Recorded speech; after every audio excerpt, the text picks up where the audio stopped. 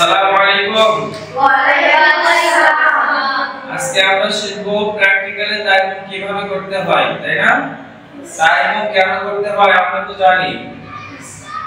আমরা কোথাও সফরে গেলাম, এমন অবস্থায় পানি নাই, আমাদেরকে একটি পবিত্র মাটি নিয়ে সেই মাটি দিয়ে আমাদেরকে তায়াম্মুম করতে হবে, তাই না? বিভিন্ন কেউ যদি অসুস্থ হয়ে যায় তাহলে অসুস্থ রোগী যদি সে পানি দিয়ে ওযু করতে সক্ষম না হয় তাহলে সে কি করবে? তায়াম্মুম করবে। আজকে আমরা প্র্যাকটিক্যালি তায়াম্মুম কিভাবে করতে হয় এটা আমরা শিখাবো। প্রথমে আমাদের একটা পবিত্র মাটির দলা নিতে হবে। এটা মনে করো মাটি, এটা কি মাটি, মাটির দলা। তো এটা পবিত্র শব্দ হচ্ছে এটা পবিত্র থাকতে হবে। তো তায়াম্মুমের ফরজ কয়টি? তিনটি। এক নাম্বার কি? আমাদেরকে আগে নিয়ত করতে হবে। এক নাম্বার নিয়ত করা, দুই নাম্বার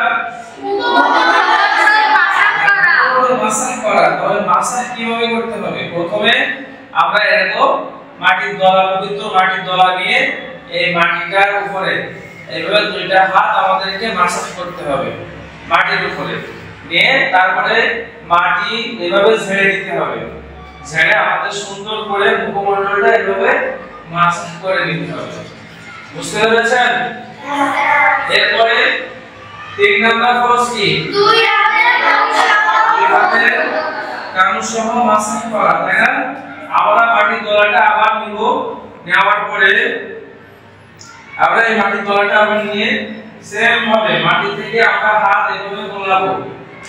হাত গুলিয়ে এখান থেকে মাটি নিয়ে কিছু মাটি এভাবে আমরা ঝেড়ে ফেলে দেব। দিয়ে আমরা প্রথমে ডান হাত, এরপরে আমরা বাম হাতে এইভাবে মাসাজ করে দেব। বুঝতে পেরেছেন? তাহলে আমরা আজকে তায়াম্মুমের ফরজ তিনটা, এটা আমরা প্র্যাকটিক্যালি শিখলাম। আমাদের কখনো যদি তায়াম্মুমের প্রয়োজন হয় আমরা পারবো না এভাবে তায়াম্মুম করতে?